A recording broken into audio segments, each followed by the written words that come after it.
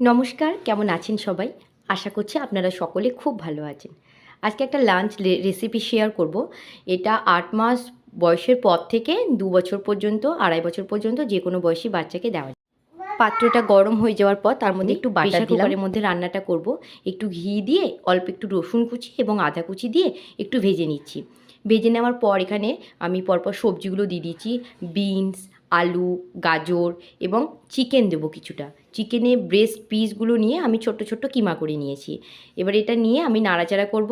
এর মধ্যে একটু হলুদ, একটু লবণ, একটু জিরে গুঁড়ো আর একটু হিং দেবো। যদি আপনার বাচ্চা ১ বছর বয়সের নিচে হয় তাহলে অবশ্যই আপনারা লবণটাকে স্কিপ করে যাবেন। এই সমস্ত কিছু দিয়ে একটু ভালোভাবে নেড়ে নেব। বাচ্চাদের স্বাদও কিন্তু এখন পরিবর্তন হচ্ছে। একটু জিরে, আদা, রসুন এই সমস্ত ফ্লেভার খেতে বাচ্চারা পছন্দ করছে। আমার বাচ্চা স্পেশালি এরকম একটু নুন ঝাল খাবারটা বেশি পছন্দ করে। তো আমি ওকে এইভাবেই বানিয়ে দিই।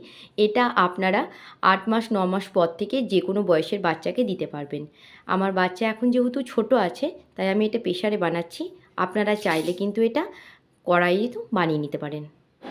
আমার কাছে বাড়িতে এই সবজিগুলো ছিল, আমি এগুলোই দিয়েছি। আপনারা আপনাদের পছন্দ মতো সবজি দিতে পারেন। চাইলে কিন্তু টমেটো এর মধ্যে অ্যাড করতে অবশ্যই পারেন।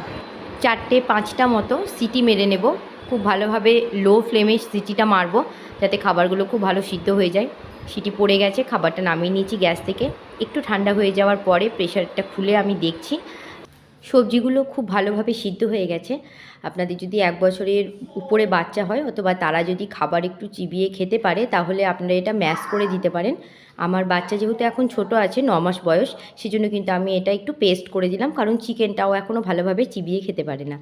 এই রেসিপিটা যদি আপনারা বাচ্চাদেরকে বানিয়ে দেন তাহলে কিন্তু দুপুরের খাওয়ার জন্য আপনাকে একদমই ভাবতে হবে না। খুব সুন্দরভাবে বাচ্চার লাঞ্চ কমপ্লিট হয়ে যাবে। রেসিপিটি ভালো লাগলে অবশ্যই লাইক, কমেন্ট, শেয়ার করবেন, সাবস্ক্রাইব করবেন।